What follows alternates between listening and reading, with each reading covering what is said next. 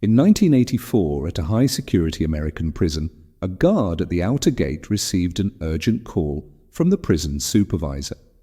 The supervisor informed him of a bomb threat in building number 1 and instructed him to open the gates, bring the prison van to the building, and prepare for an emergency evacuation. The prison, surrounded by 2 fences, had strict regulations prohibiting both gates from being opened simultaneously.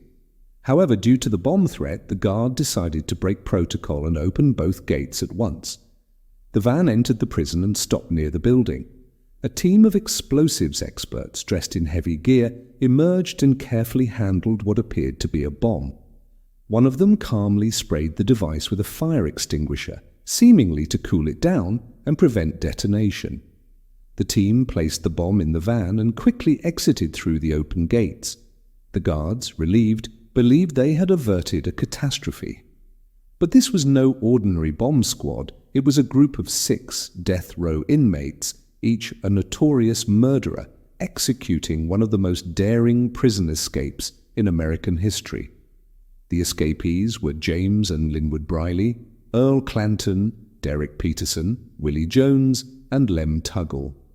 All 6 had been sentenced to death for heinous crimes, including multiple murders. Their escape plan was as bold as it was ingenious. It began months earlier when one of the inmates sent an anonymous message to the state prosecutor's office, warning of a bomb in their cell block. Though searches turned up nothing, the idea of a bomb threat was planted in the minds of the guards. Mecklenburg Correctional Center was designed to hold the worst of the worst. Every movement was monitored, and death row inmates were under constant watch. Yet, like any institution, complacency found its way in. The prisoners studied the guards' routines, noting who was most susceptible to distraction, which areas lacked proper surveillance, and how emergency protocols were handled. They understood that strict rules existed, but they also knew that fear could override even the best security procedures. The plan hinged on 3 crucial elements: disguises, deception, and speed. Over the course of several weeks, they crafted prison-made uniforms resembling those of the emergency response team. They stole a prison officer's radio and hid it in the laundry. Most importantly, they needed a convincing bomb. They wrapped an old television set in a blanket, carefully placing wires and metallic scraps around it to make it appear authentic. On the night of May 31st, 1984, they set their plan into motion. First, they created chaos inside the cell block. 2 of the prisoners started a loud altercation, drawing the attention of the guards. When the guards entered to break up the fight, they were swiftly overpowered. The inmates stripped them of their uniforms, tied them up, and gagged them to prevent them from calling for help. With the uniforms on, the inmates moved quickly. They now had control over the radio system and used it to call the front gate, posing as guards responding to a bomb threat.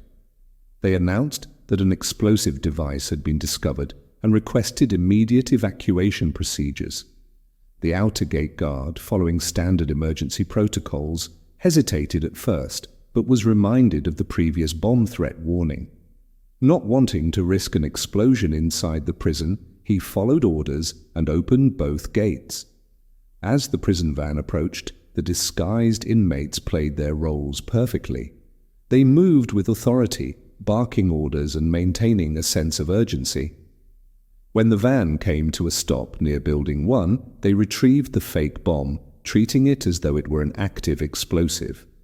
One of them dramatically sprayed it with a fire extinguisher to make the act more convincing.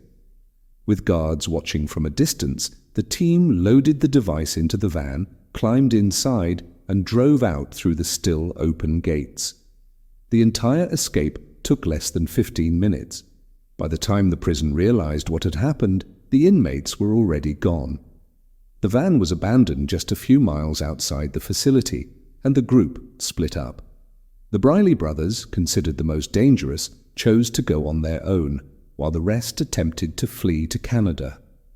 Law enforcement launched one of the largest manhunts in U.S. history.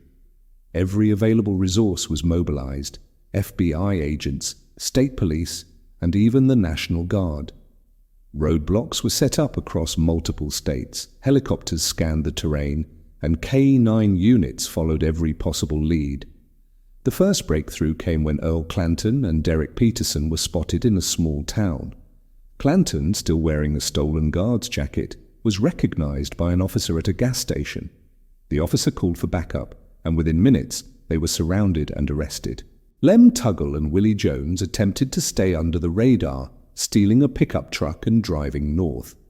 Tuggle was caught after robbing a store, leaving behind crucial evidence that led to his capture. Jones, exhausted and without a clear plan, ultimately turned himself in. The Briley brothers, however, were far more elusive. Authorities tracked their movements through their uncle, who had been in contact with them. After days of surveillance, the FBI pinpointed their location, a car dealership where they had been hiding.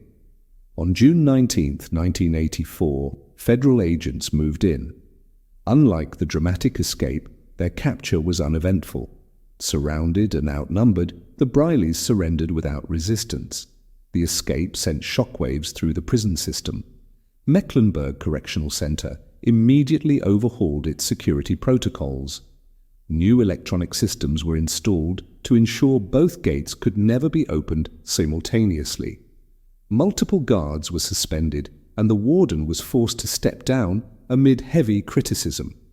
The 6 escapees were returned to death row, their brief taste of freedom serving only to hasten their fate. The Briley brothers were the first to be executed, followed by the others over the next decade. One inmate, Willie Turner, had initially been part of the escape plan but chose to stay behind, hoping his pending appeal would spare him. It did not. He was executed in 1995. The 1984 Mecklenburg Prison Escape remains one of the most audacious prison breaks in American history, a testament to the lengths desperate individuals will go to for freedom and the relentless efforts of law enforcement to bring them to justice.